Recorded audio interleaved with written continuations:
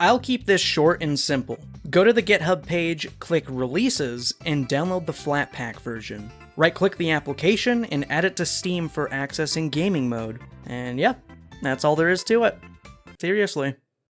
The version 8.0 beta of Hedge Mod Manager is a multi-platform rewrite with a visual overhaul. I appreciate this new look because it lessens possible eye strain when you have a long list of mods. Of course, and most noticeably, we have full-on support for Linux now. Modding tools for Linux have been an exhaustive gatekeeping journey for the better part of 3 years at this point. When the Steam Deck was first announced, one of the things I dreamed of doing was running a ridiculous amount of Generations mods on a handheld system. I'm talking about custom levels, photo mode, and playable Knuckles. What else would I need?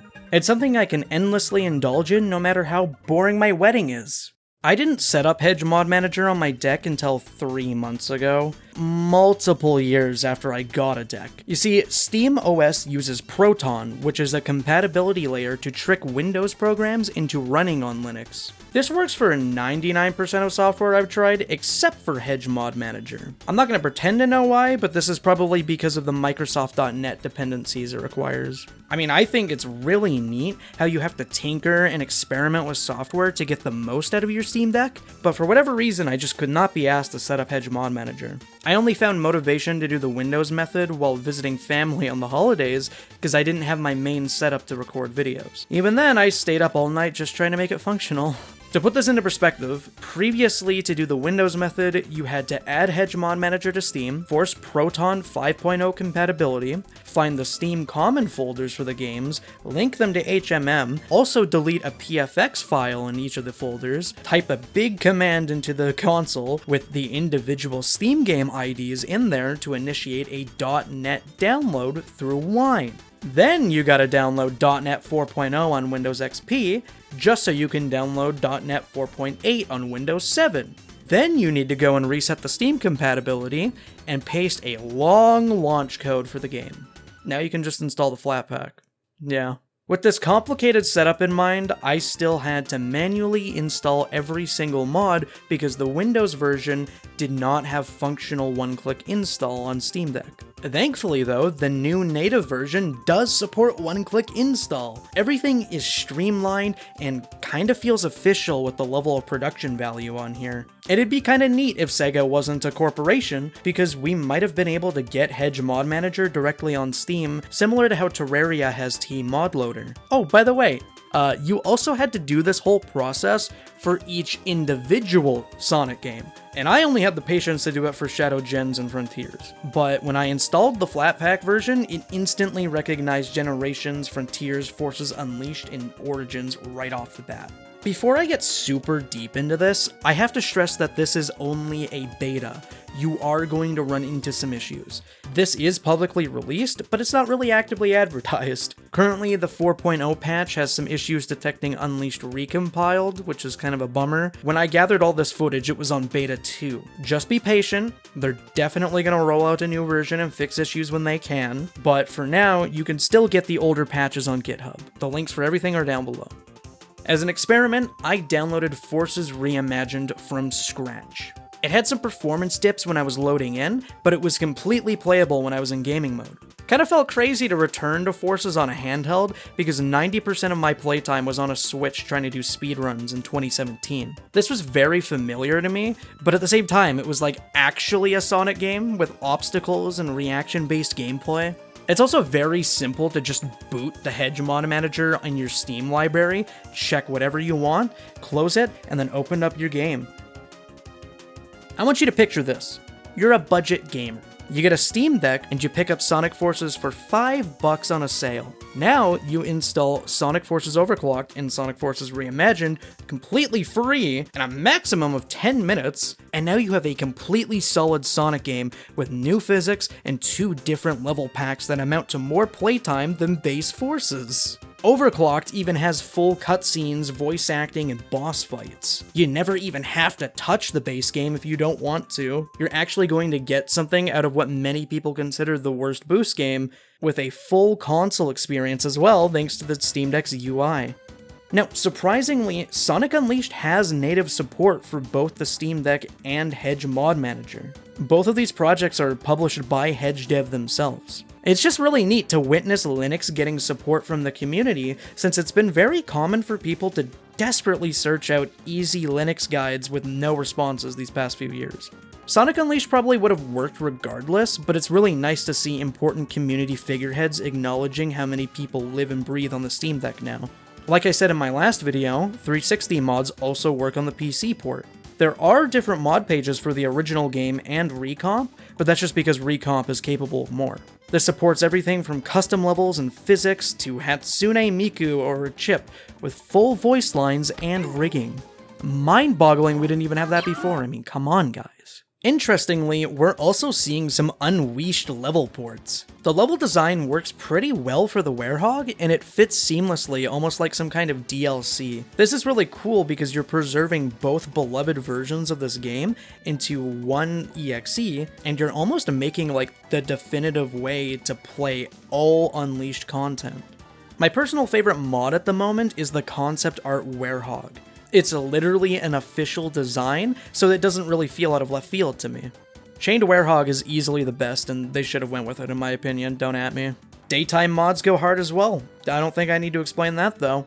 It's really nice seeing Metal Sonic 3.0 in a full 3D game from the same era he was introduced. Sonic Rivals 2 was 2007, Sonic Unleashed 2008.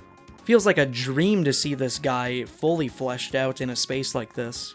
Imagine if we got a proper appearance from him in a game like that. Now, the level of complexity in Sonic Frontiers mods are easily the biggest bang for your buck. In other Sonic mods, you're going to find yourself replaying levels over and over with different cosmetic changes, maybe some physics changes, but your environment is always going to be the same. Frontiers being a sandbox with multiple different aspects between speedrunning, combat, and open world movement makes the mod so much more valuable in my opinion. You don't have to go that hardcore with these changes though. You can also just create an enhanced vanilla experience with a handful of mods, such as reimagined platforms, graphics enhancement, original cyberspace themes, faster rebound, damage on boost, characters in cyberspace, and more. Like, just download whatever you want, man. And again, because it's the Steam Deck, you can put these mods directly on your TV and get a full console experience. Another cool thing is how custom levels actually show up in the cyberspace portals, so it's a really neat way to spice up your playthrough.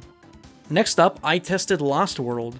There's a mod to add in the Sonic Adventure Legacy skin from Generations. I'm happy that so many people are satisfied with this skin, since it feels very common for people to adjust Sega's models for their own taste. In fact, Generations was a rare situation where people liked the in-game model more than the renders.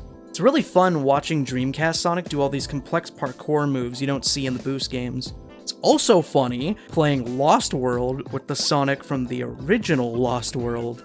You're probably also going to want the DLC Restoration mod, because this content is 100% inaccessible on the Wii U now.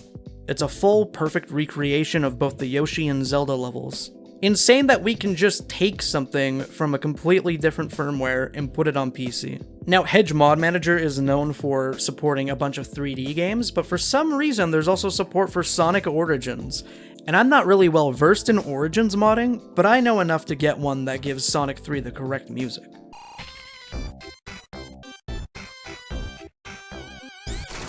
I wanted to look for a visual mod as well, so here's some neat resprites of a modern Tails and Knuckles. I think the coolest aspect of Origins modding is that you have access to every classic game in one package, so sprite mods can transfer between titles if you're particularly attached.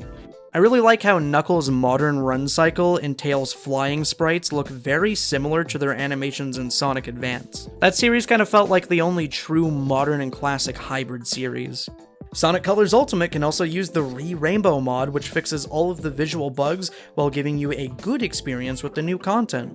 I definitely recommend that you hook your Steam Deck up to a TV when playing this, to kind of give yourself the definitive experience.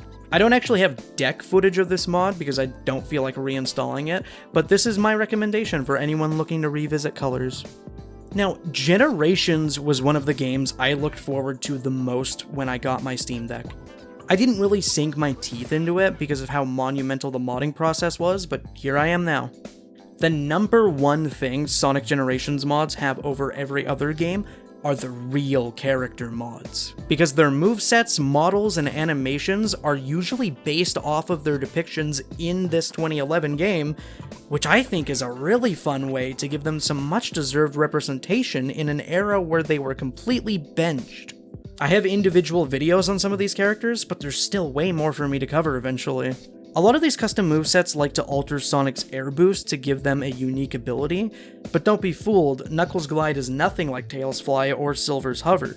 These custom characters are based off of the boost gameplay, which is a concept that's pretty glued to Sonic himself, yet these mods are really good at altering the effects and physics to make it feel like a believable boost version of these different people. It doesn't feel like we just put a mask over Sonic's face. Like, for example, Silver has a high jump that's accurate to Sonic 06, and he doesn't have a hitbox for this jump because he doesn't curl into a ball. Modders have always been really clever about adapting custom character movesets to feel like they fit in this game, as opposed to just pulling stuff from past games, and trying to make it work in this different formula. And I think it goes without saying that Shadow Generations mods work too. For example, here's my Archie Chaos Spear mod at a showing of Sonic 3. I can just play a specially curated version of every Sonic game wherever I want. I really love this doohickey. I've wanted to make this video for like literal years now, so it's nice that I can share my vision in a convenient way for you all. I'd like to showcase more Steam Deck Sonic modding in the future, but this is only the tip of the iceberg for now.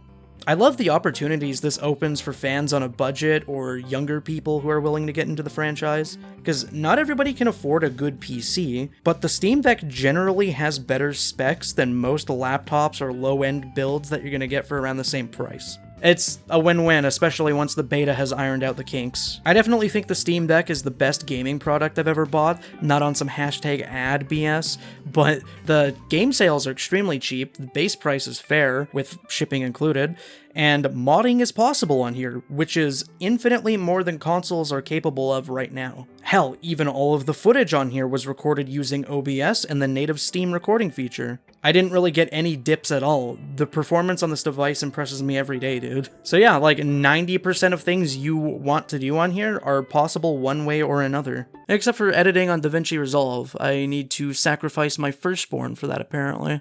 And if you're new here, consider checking out my Sonic modding playlist. I like to cover content both fan-made and official, but this is what I usually do. Modding is definitely a big hobby of mine, but I'm also interested in every aspect of Sonic between the art direction, the lore, stuff like that. So stay tuned for a bigger variety.